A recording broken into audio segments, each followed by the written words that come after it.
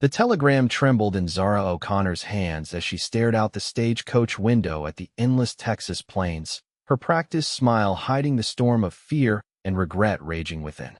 The year was 1875, and she had traveled over 1,000 miles to marry a man she had never met, a desperate gamble to escape a past that haunted her every waking moment. The stagecoach lurched violently as it hit a rut in the dusty road, jolting Zara from her thoughts. She tucked the worn telegram into her small beaded purse and smoothed the wrinkles from her blue calico traveling dress. 3 weeks ago, she had been working at a textile mill in Boston, barely earning enough to keep herself alive. Now, she was headed to the small town of Redemption Creek to marry Ethan Evans, a rancher who had advertised for a bride in the eastern newspapers. Redemption Creek, coming up, the driver called down, his voice gruff from years of shouting over thundering hooves and creaking wagon wheels. Zara's heart pounded against her ribs as she adjusted the small hat perched on her auburn hair. She had practiced her smile in the cracked mirror of every boarding house from Boston to Texas, determined that no one would see the brokenness she carried. Not her new husband, not the townspeople she would soon meet, and certainly not the ghosts of her past that had followed her across the country. The coach rolled into town, dust billowing around the wooden buildings that lined the main street. Redemption Creek was larger than she had expected, with a general store, a saloon, a small church, and various other establishments that marked it as a prosperous frontier settlement. "You must be the mail-order bride," said an older woman who approached as Zara descended from the coach. Her gray hair was pulled back in a severe bun, but her eyes were kind. "I'm Mrs. Thompson. I run the boarding house. Mr. Evans asked me to meet you." "Yes, I'm Zara O'Connor," she replied, her practiced smile firmly in place. "It's a pleasure to meet you." Mrs. Thompson's gaze was shrewd. "Mr. Evans had business at his ranch that couldn't wait, but he'll be in tomorrow to meet you. I'm to get you settled at the boarding house for tonight." A wave of relief washed over Zara. One more night of freedom before she tied herself to a stranger. One more night to compose herself and bury her secrets deeper. "That's very kind," Zara said, retrieving her single trunk from the stagecoach. "I appreciate the hospitality." As they walked down the dusty street, Zara felt eyes on her from all directions. A mail-order bride was a novelty in a town like this, she supposed. She kept her smile fixed and her head high, even as whispers followed in her wake. "That's her, Evans's bride. Pretty little thing, ain't she? Wonder how long she'll last out here." Mrs. Thompson led her to a 2-story clapboard building with a sign that read Thompson Boarding House in faded paint. Inside, it was clean and modestly furnished, smelling of lye soap and fresh bread. "You'll be in the room at the top of the stairs," Mrs. Thompson said, leading the way. "Supper's at 6. There's water in the pitcher if you want to freshen up." Left alone in the small room, Zara finally allowed her smile to fall. She sank onto the narrow bed and buried her face in her hands. What had she done? She had fled 3,000 miles from Boston, from the scandal and shame that had followed her after her father's arrest and subsequent suicide. Here she was, about to bind herself to a man she had never met, in a town where she knew no one, with nothing but the contents of her trunk and the desperate hope that no one would discover who she really was. "God help me," she whispered to the empty room. By morning, Zara had reinforced her defenses. She wore her second-best dress, a modest green cotton with white trim, and arranged her hair in a simple but flattering style. The smile was back, practiced to perfection in the small mirror above the washstand. At breakfast, Mrs. Thompson informed her that Ethan Evans would arrive at noon to meet her. Zara's stomach twisted with anxiety, but she nodded calmly and sipped her coffee as though such news was commonplace. "He's a good man," Mrs. Thompson said, refilling Zara's cup. "Been here since before the war. Built his ranch from nothing. He's not one for fancy talk, but he's honest and hardworking." "That's all one can ask for," Zara replied, her voice steady despite her racing heart.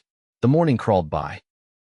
Zara unpacked and repacked her trunk twice, read the same page of her Bible over and over, and stood at the window watching the comings and goings of Redemption Creek. When the church bell rang noon, she was seated in the boarding house parlor, hands folded in her lap, smile ready. The sound of spurs on the wooden porch made her breath catch. The door opened, and Ethan Evans stepped into the parlor. He was taller than she had imagined, broad-shouldered with sun-bronzed skin that spoke of years under the Texas sky. His hair was the color of dark honey, with strands of silver at the temples, and his eyes were a startling blue, the color of the summer sky after a storm. He wore simple clothing, a cotton shirt, worn denim pants, and a leather vest. His hat, which he removed upon entering, was dusty from the ride. "Miss O'Connor," he said, his voice deep but not harsh. Zara rose, her smile firmly in place. "Mr. Evans, it's a pleasure to finally meet you." He studied her face for a long moment, and Zara had the unsettling feeling that he was seeing past her carefully constructed facade. His gaze was too direct, too perceptive.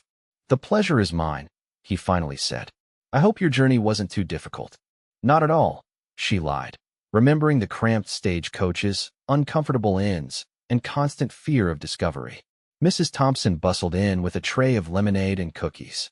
"Sit down, both of you. You can't get acquainted standing there like fence posts."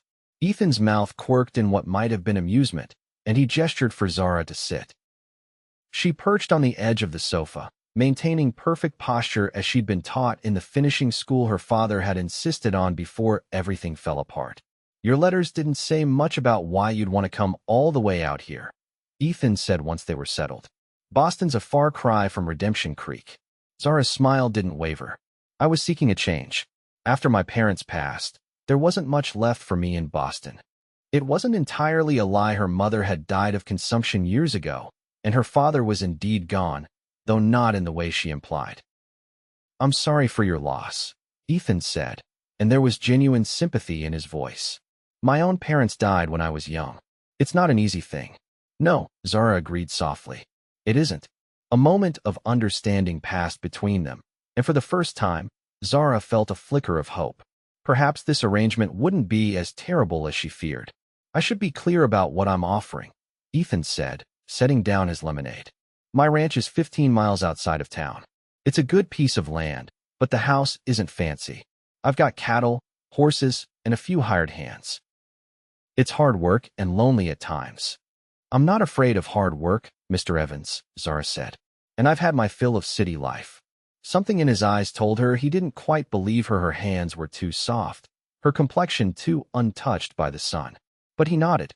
"The preacher can marry us tomorrow, if that suits you," he said. "Unless you'd prefer to wait." "Wait for what?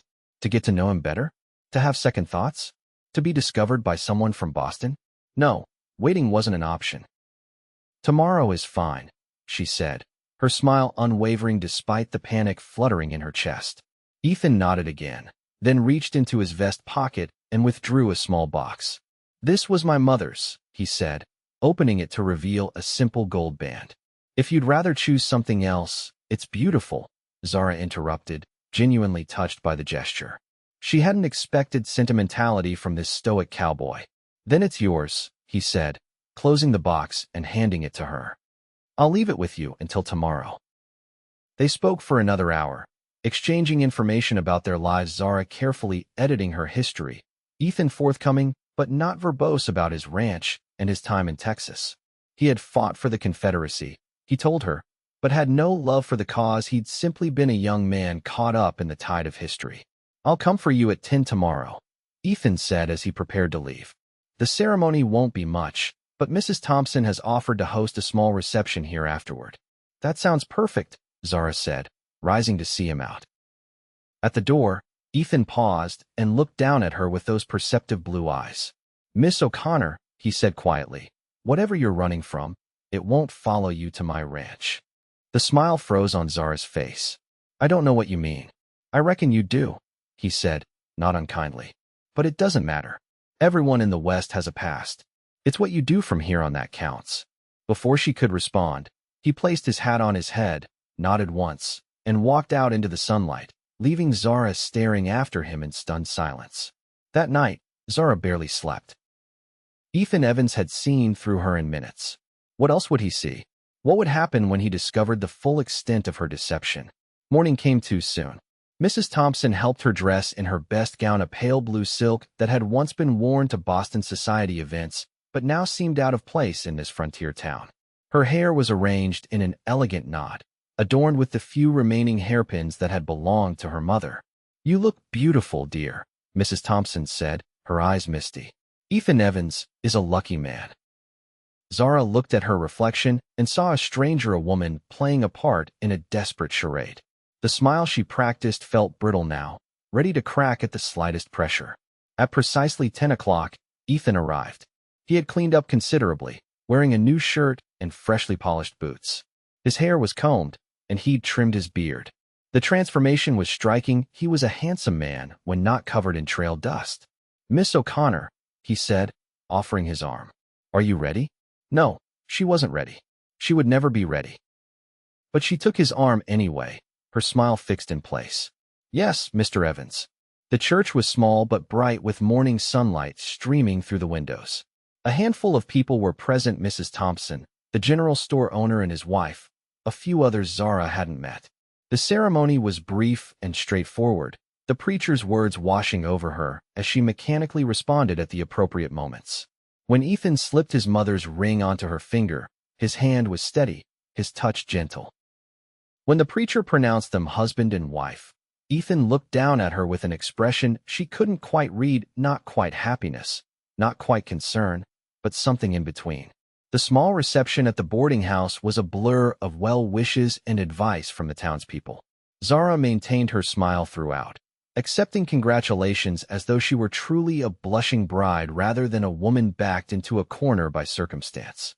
By mid-afternoon, they were in Ethan's wagon heading toward his ranch. Zara's trunk was secured in the back, along with supplies Ethan had purchased in town. She sat rigidly beside him, hands folded in her lap, watching the town recede behind them. "You can relax now," Ethan said after they'd traveled some distance in silence. "No one's watching." Zara glanced at him in surprise. "I'm perfectly relaxed." The look he gave her was unconvinced. "You haven't stopped smiling since I met you, but it never reaches your eyes." Her smile faltered for the first time. "I don't know what you mean." "Yes, you do." His tone was matter of fact, not accusatory. "I don't know what you're hiding from, Mrs. Evans, but you don't have to pretend with me." The sound of her new name, Mrs. Evans, sent a shiver through her.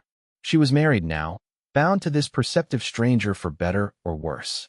"I'm not hiding," she said, but the words sounded hollow even to her own ears. Ethan didn't press the issue. Instead, he pointed to landmarks as they rode a stream where the water was sweet, a stand of trees that marked the boundary of his property, distant hills where wild horses sometimes roamed. The ranch came into view as they crested a small rise. A modest but well-built house stood in a clearing, with a barn, corral, and several outbuildings nearby. Cattle grazed on the surrounding grassland, and a small garden plot was visible to one side of the house. "It's not much," Ethan said, a hint of apology in his voice. "It's lovely," Zara replied, and to her surprise, she meant it. There was a peacefulness to this place, a sense of remove from the world that had so cruelly judged her. Two men emerged from the barn as they approached ranch hands, Zara guessed. They waved in greeting. "That's Sam and Diego," Ethan explained. "They help with the cattle. They've got a bunkhouse behind the barn. Mrs. Gomez comes 3 times a week to help with cleaning and laundry." The wagon rolled to a stop in front of the house. Before Zara could move, Ethan was beside her, offering his hand to help her down. His touch was impersonal, respectful, as he steadied her on the ground. "Welcome home," he said simply. Home. The word struck a chord within her. When was the last time she had felt at home anywhere? Before her father's downfall, certainly, but even then, the grand house in Boston had been more showcase than sanctuary. The interior of the ranch house was plain but comfortable. A large main room served as both parlor and dining area, with a stone fireplace at one end. The kitchen was separated by a partial wall, and a hallway led to what Zara assumed were bedrooms. "Your room is this way," Ethan said, carrying her trunk with ease. He led her to a bedroom at the end of the hall. It was simply furnished with a bed, dresser, washstand, and small bookshelf, but the windows were large and looked out over the prairie. "My room is across the hall," he added, setting down her trunk. "I'll give you time to settle in. Supper's usually at sunset." Zara looked at him in confusion. "My room?" Ethan's expression was unreadable. "I didn't bring you here under false pretenses, Mrs. Evans. This is a marriage of convenience, for both of us. I needed a wife to help run this place, and you needed. He paused. Whatever it is you needed. That doesn't mean we have to share a bed until we're ready if we're ever ready. Relief and an unexpected twinge of disappointment mingled in Zara's chest. Thank you, she said softly. He nodded once. I'll be outside if you need anything. Alone in her new room, Zara finally allowed her smile to drop completely. She sank onto the bed, exhaustion washing over her. What kind of man had she married? Not the crude, demanding husband she had steeled herself to endure, certainly. Ethan Evans was observant, considerate, and far too perceptive for her comfort. Unpacking her meager possessions didn't take long. Her few books went on the shelf, her clothes in the dresser, her mother's silver-backed hairbrush on the washstand. Last, she removed a small wooden box from the bottom of her trunk. Inside was a newspaper clipping the story of prominent Boston businessman Gerald O'Connor's arrest for embezzlement and subsequent suicide. Below it was a letter, its seal unbroken, addressed to her in her father's handwriting. She had never had the courage to read it. Whatever explanation or apology it contained couldn't undo the damage he had done to his investors, to his reputation, to her future. She returned the box to the bottom drawer of the dresser, hidden beneath her undergarments. The remainder of that first day established the pattern of the week that followed. Zara threw herself into learning the routine of the ranch. She cooked meals, tended the garden, and tried to make herself useful. Ethan worked from dawn until dusk with his cattle and horses, returning to the house only for meals and to sleep. Their interactions were polite but distant. Ethan didn't press her for information about her past, and Zara maintained her careful facade. She smiled at the appropriate times, made pleasant conversation, and retreated to her room early each night. But living in such close quarters made it impossible to maintain perfect composure at all times. On her fourth night at the ranch, Zara woke gasping from a nightmare, her father's body swinging from the rafters of his study, the whispers of Boston society ladies, the banker foreclosing on their home. She sat up, heart pounding, to find Ethan standing in her doorway, concern etched on his features. You were crying out, he said by way of explanation.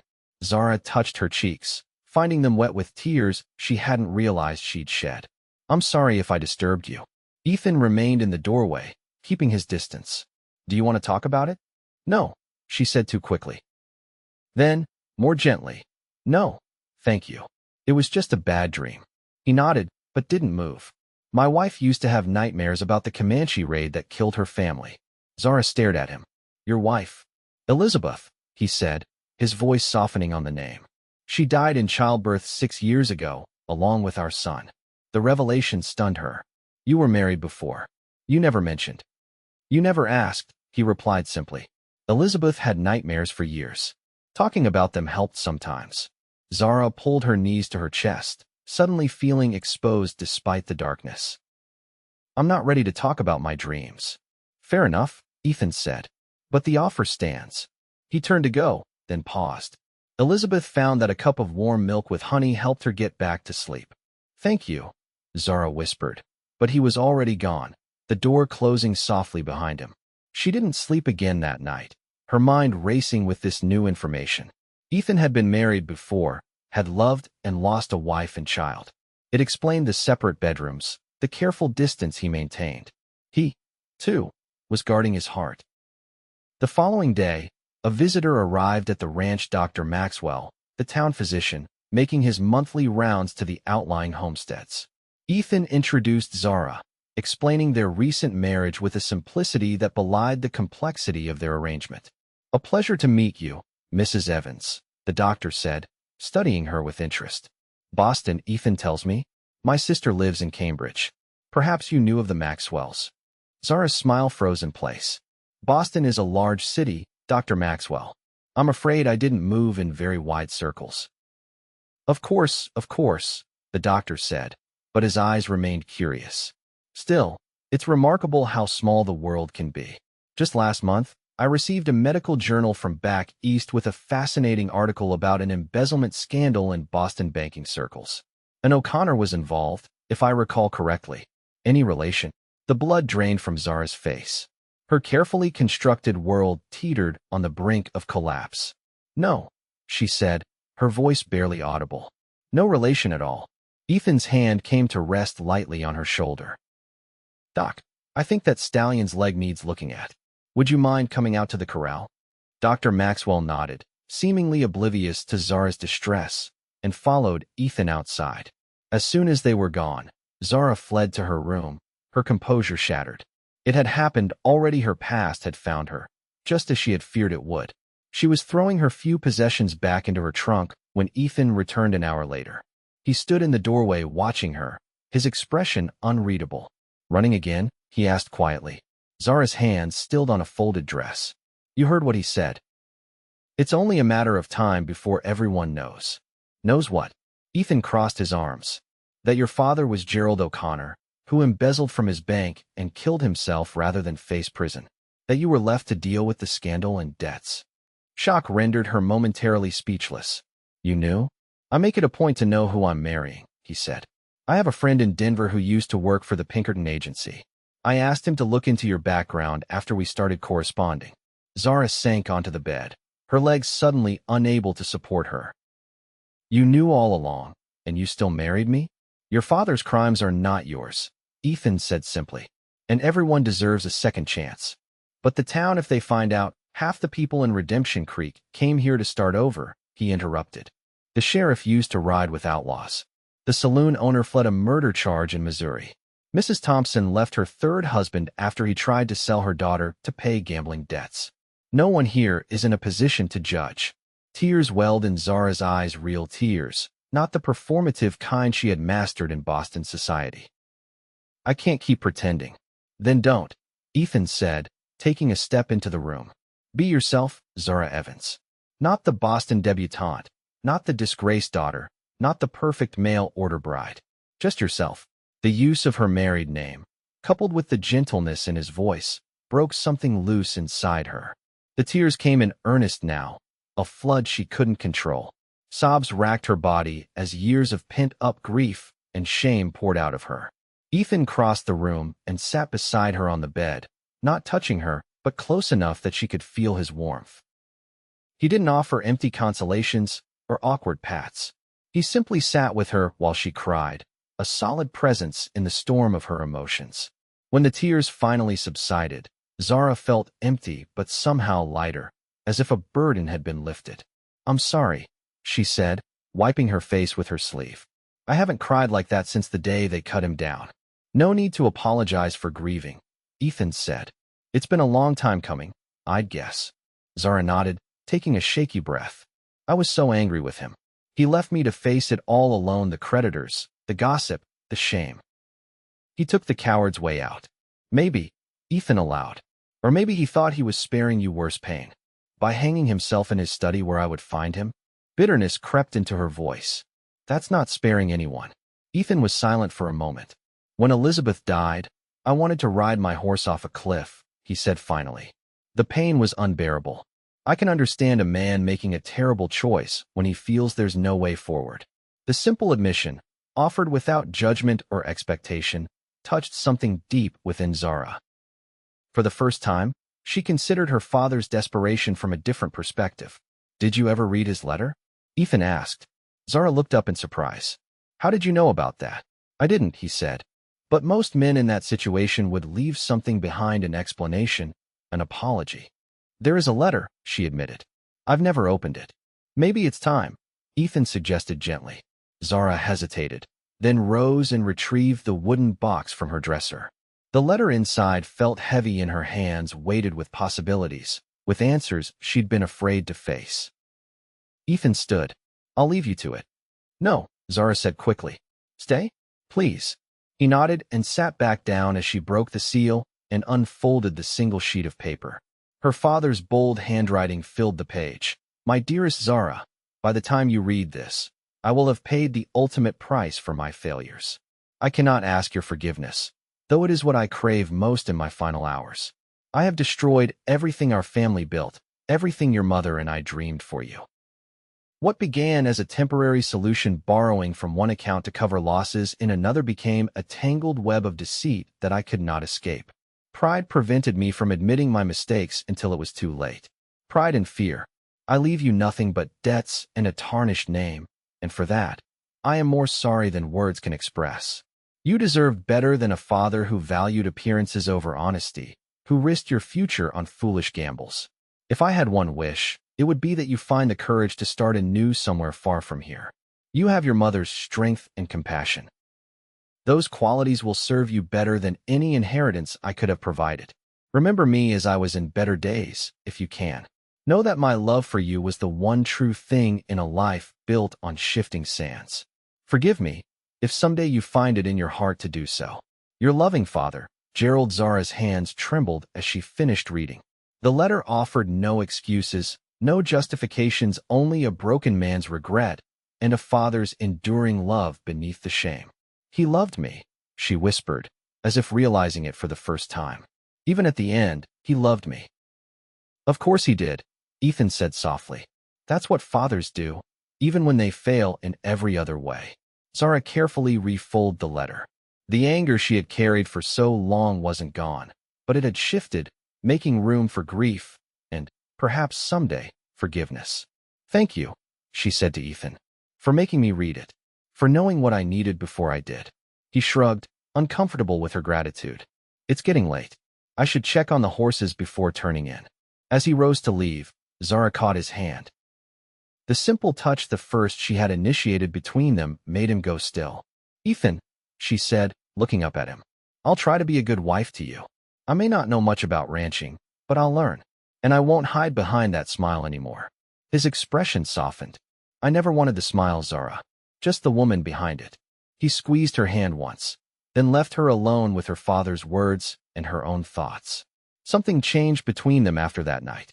The careful distance they had maintained began to close, inch by cautious inch. Zara stopped performing the role of perfect bride and allowed herself to be the woman she truly was, sometimes frustrated, occasionally sharp-tongued, often curious about the ranch and the life Ethan had built.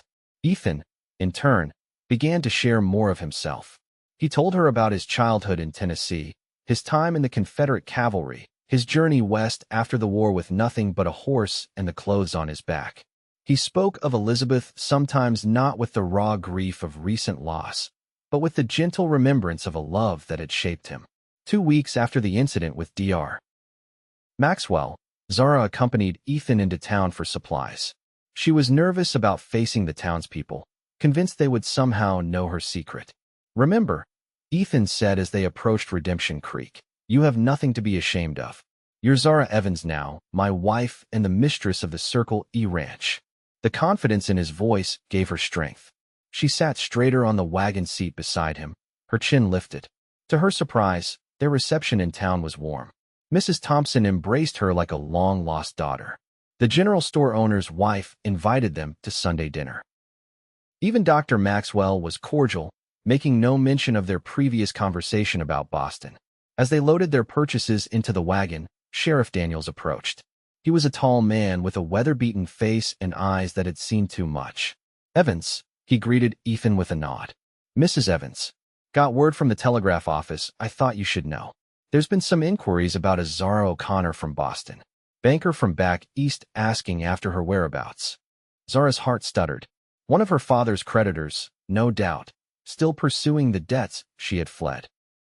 Ethan's hand came to rest at the small of her back, a gesture of support that didn't escape the sheriff's notice.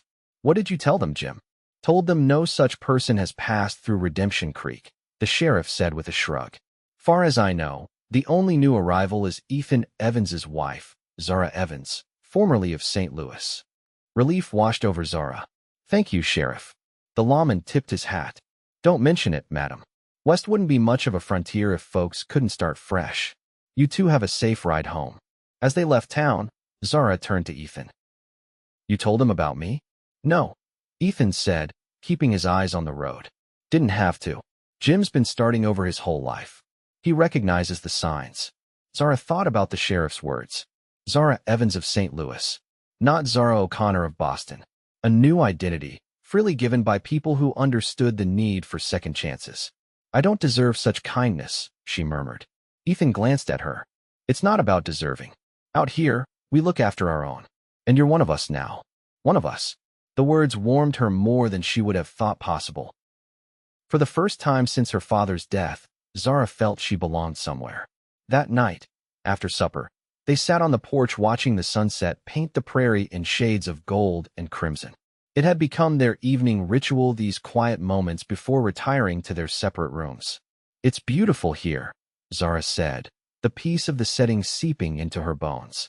"I never imagined I could love such emptiness, but there's something about the openness that feels like freedom. That's why I stayed," Ethan replied. "After Elizabeth died, I thought about selling up and moving on. But there's healing in this land, if you let it work on you." Zara glanced at his profile, gilded by the fading light. "Are you healed, Ethan?" He considered the question with the thoughtfulness she had come to expect from him. "Not completely. Don't reckon we ever fully heal from losing people we love. But the sharp edges wear down. You learn to live with the scars." "I think I'm starting to understand that," Zara said, thinking of her father's letter, now read so many times she had memorized every word. Ethan's hand rested on the porch railing, not far from hers. Without overthinking it, Zara moved her hand until their fingers touched. It was a small gesture, but one that spoke volumes in the language they were slowly developing between them. Ethan looked down at their hands, then up at her face. The question in his eyes was clear. "I'm not ready for everything a marriage usually entails," Zara said softly. "But I'd like to try being more than strangers sharing a house." His fingers interlaced with hers. "I can work with that." The summer days lengthened, and with them, the bond between Ethan and Zara grew stronger. She learned to ride, to tend the garden in the harsh Texas climate, to cook over an open fire when the weather was too hot to use the stove. He taught her about the cattle, the crops they grew for winter feed, the rhythm of life on the ranch. In the evenings, they would sit on the porch and talk about their pasts, their hopes, their fears. Zara told him about growing up in Boston society, the pressure to be perfect, the devastation of her father's downfall. Ethan spoke of the war, the friends he'd lost, the difficult years building the ranch while grieving Elizabeth and their son. They touched more frequently now, a hand at the small of her back, fingers brushing when passing a plate, occasional embraces when the day had been particularly good or bad. They had not kissed, had not shared a bed, but the possibility of both hung in the air between them, neither rushed nor dismissed. One August evening, a fierce thunderstorm rolled across the prairie. Ethan and his hands had been out since dawn moving cattle to higher ground ahead of possible flooding. When Ethan finally returned, he was drenched, exhausted, and bleeding from a cut on his forehead where a frightened steer had caught him with its horn. "It's nothing," he insisted as Zara cleaned the wound at the kitchen table. "Barely a scratch." "It could have been worse," she scolded, her concern making her voice sharper than intended. "You could have been killed. Worried about me, Mrs. Evans?" There was a teasing note in his voice despite his exhaustion. Zara's hands stilled on his forehead. "Yes," she admitted. "I was worried. I kept watching the lightning and thinking you were out there somewhere." She broke off, suddenly overwhelmed by the intensity of her feelings. Ethan caught her hand and pressed it to his cheek. His skin was warm despite the rain that had soaked him. "I'll always come back to you, Zara." The simple promise, spoken with such certainty, undid her carefully maintained composure. Before she could second-guess herself, Zara leaned down and pressed her lips to his. The kiss was gentle, tentative, a question as much as an answer. Ethan remained perfectly still for a heartbeat.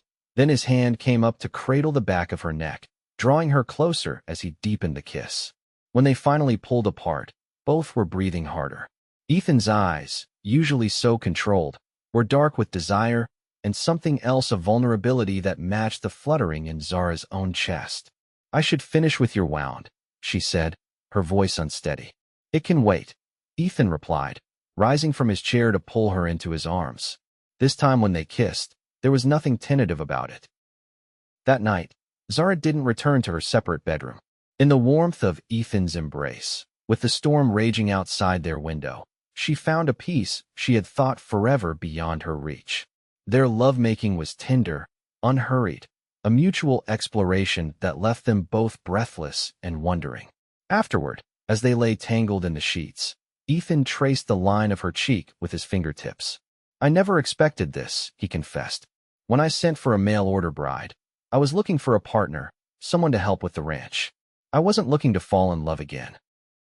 The word hung between them, love, with all its terrifying vulnerability and extraordinary power. Neither was I, Zara whispered. I was just trying to escape, to survive. I never thought I'd find a home. Or you. Ethan pulled her closer, his heartbeat strong against her cheek. When I first saw you at Mrs. Thompson's, with that perfect smile that never reached your eyes, I knew you were hiding something painful. I recognized it because I've been doing the same thing since Elizabeth died. You saw through me from the beginning, Zara said wonderingly. And I never looked away, he replied, pressing a kiss to her forehead. Not even when I learned about your father. Not even when I knew you were keeping parts of yourself hidden. Why? She raised herself on one elbow to study his face in the dim light. Why take such a risk on someone you knew was lying to you? Ethan was quiet for a moment. Because beneath that smile, I saw a woman with courage enough to travel across the country alone, to marry a stranger, to start over with nothing but hope. That kind of strength doesn't come easy. I admired it, even before I knew your story. Tears pricked at Zara's eyes, not the painful tears of shame or grief, but the sweet ache of being truly seen and accepted. I love you, Ethan Evans, she said, the words rising from a place of absolute certainty. Not because you saved me, but because you gave me the space and time to save myself. His answering smile was like sunrise breaking across the prairie. And I love you, Zara Evans. Not despite your past, but including it every part that made you who you are today. As summer gave way to fall, Zara and Ethan settled into the rhythm of married life in earnest. She still had nightmares occasionally, still received letters from her father's creditors forwarded from Boston, still worried that her past would somehow poison her future. But with each passing day, those fears receded a little more. In October, they traveled to town for the Harvest Festival. It was the first time Zara had attended a community event as Mrs. Evans, and she was nervous despite Ethan's reassurances. You look beautiful, he told her as she fussed with her hair one last time before leaving the ranch. She wore a new dress green calico that complemented her auburn hair and brought out the gold flecks in her eyes. I'm not worried about my appearance, she said, though she was a little. Old habits from Boston society died hard. I'm worried about fitting in. Ethan took her hands in his. You already fit in, Zara. These are your people now. To her surprise, he was right. At the festival, she was welcomed warmly. The women pulled her into their circle, sharing recipes and household tips, gossip about who was courting whom, and stories of their own journeys to the West. The men treated her with respect, addressing her as Mrs. Evans, with genuine deference to her position as Ethan's wife and the mistress of a successful ranch. As the evening wound down, with fiddle music playing and couples dancing beneath the stars, Dr. Maxwell approached Zara where she stood watching Ethan in conversation with the sheriff. You seem happy, Mrs. Evans, the doctor observed. Ranch life agrees with you. Zara tensed slightly, remembering their last conversation, but her smile was genuine. It does, Dr. Maxwell. I've found peace here that I never expected. The doctor nodded thoughtfully. I received a letter from my sister in Cambridge last week. She mentioned that Boston society is still buzzing about the O'Connor scandal. Apparently, the daughter vanished without a trace. Zara's heart raced, but she met the doctor's gaze steadily. How unfortunate for them, she said. But I suppose sometimes one must leave the past behind to find a future worth having. Dr. Maxwell smiled slightly. Indeed, Mrs. Evans. Indeed. He tipped his hat to her. I wish you and Ethan many happy years in that future you've found. As he walked away, Ethan appeared at her side. Everything all right? Maxwell wasn't bothering you, was he? No, Zara said, suddenly certain of the truth in her words. He was just wishing us well. Ethan studied her face for a moment, then seemed satisfied with what he saw there. Dance with me, he asked, offering his hand as the fiddle struck up a waltz. Zara placed her hand in his, allowing him to lead her to the center of the makeshift dance floor. As they moved together beneath the Texas sky, surrounded by the community that had embraced them both, she felt the last pieces of her old identity, the frightened, broken daughter of Gerald O'Connor, fade away. Penny for your thoughts, Ethan murmured as he spun her beneath the lantern light. I was thinking about masks, Zara replied. How we all wear them in different ways. Mine was that smile.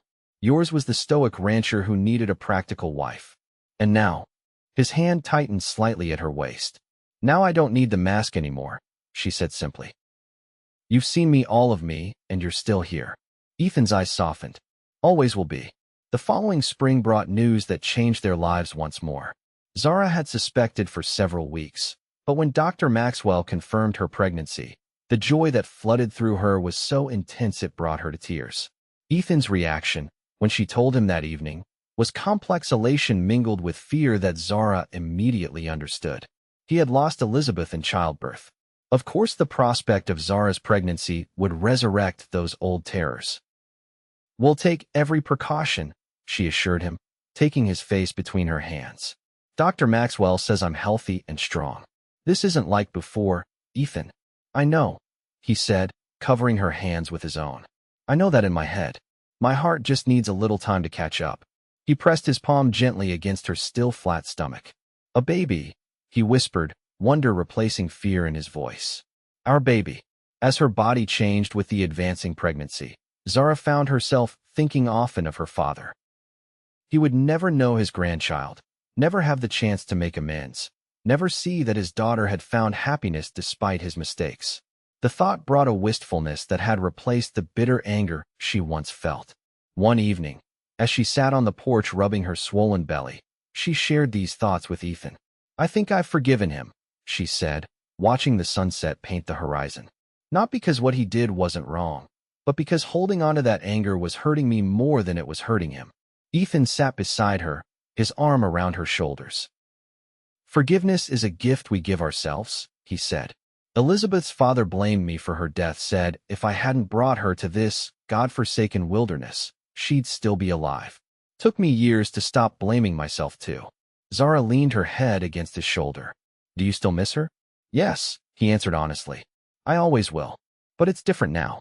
I can remember the good without the grief overwhelming me. He pressed a kiss to her temple. And loving you doesn't diminish what I felt for her. It just proves that the heart has an endless capacity for love. In late October, as the first cold winds swept across the prairie, Zara went into labor. The birth was difficult and long, but not the nightmare Ethan had feared. Dr. Maxwell, true to his word, had made arrangements to stay at the ranch in the weeks leading up to her due date.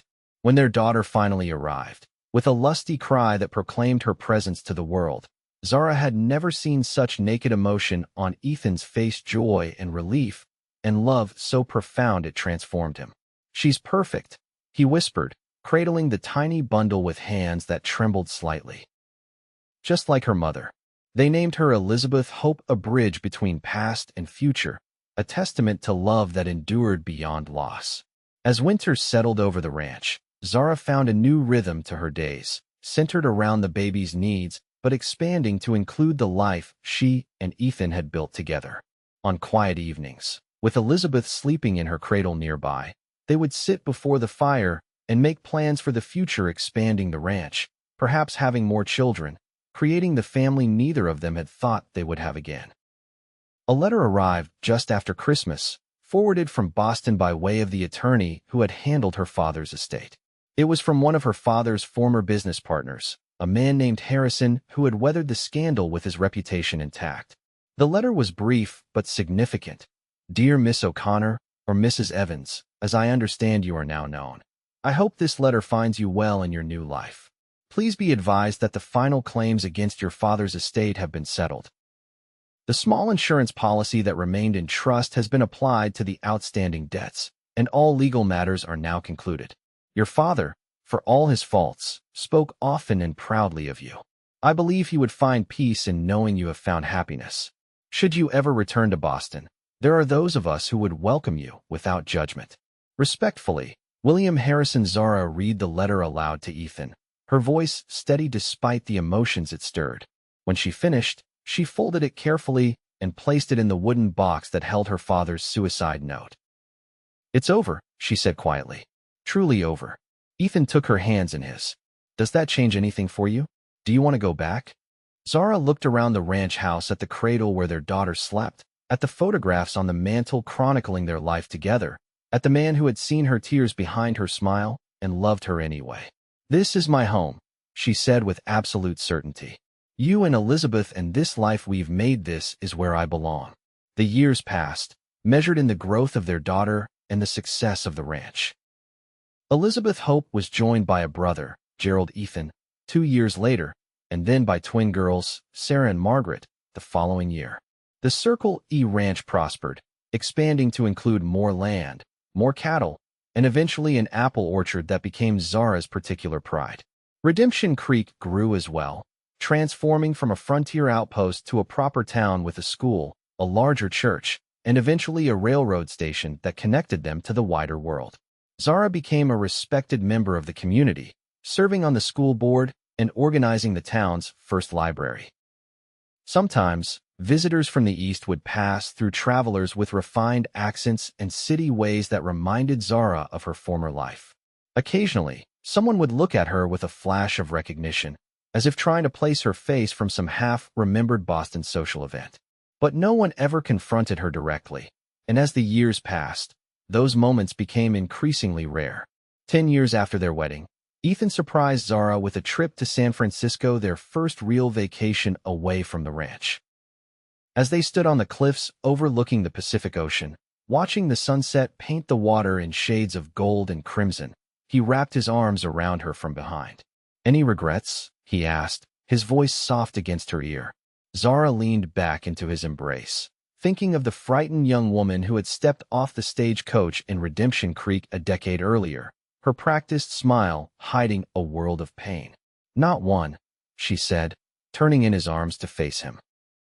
The years had added silver to his hair and lines around his eyes, but to Zara, he was more handsome than ever, the man who had seen her true self when she couldn't even face it herself. "I'm glad I saw through that smile," Ethan said, brushing a strand of hair from her face. "Best thing I ever did, not looking away." "And I'm glad you didn't," Zara replied, rising on tiptoe to kiss him as the sun sank below the horizon, painting the sky in colors as vibrant and beautiful as the life they had built together. In the years that followed, their family continued to grow and thrive. Elizabeth Hope became a teacher at the Redemption Creek School, carrying her mother's passion for education to a new generation. Gerald followed in his father's footsteps, learning the ranching business and eventually expanding the Circle E to include neighboring properties.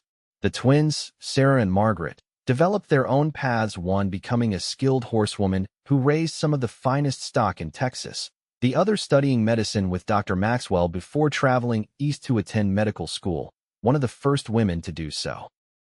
On their 30th wedding anniversary, the entire town of Redemption Creek gathered to celebrate Ethan and Zara Evans.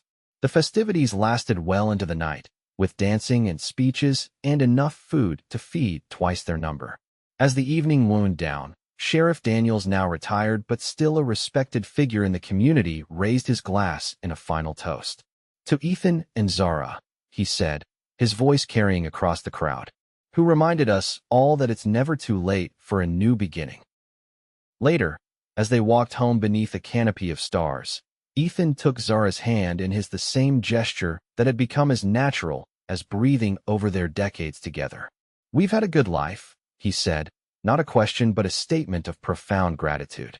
"The best," Zara agreed, thinking of all the joy and sorrow they had weathered together, all the triumphs and challenges, all the moments big and small that had woven the fabric of their shared existence. "And it all began because you saw what no one else did, the truth behind my smile. And I never looked away," Ethan finished, drawing her close as they walked toward home, toward the future they continued to build together, one day at a time.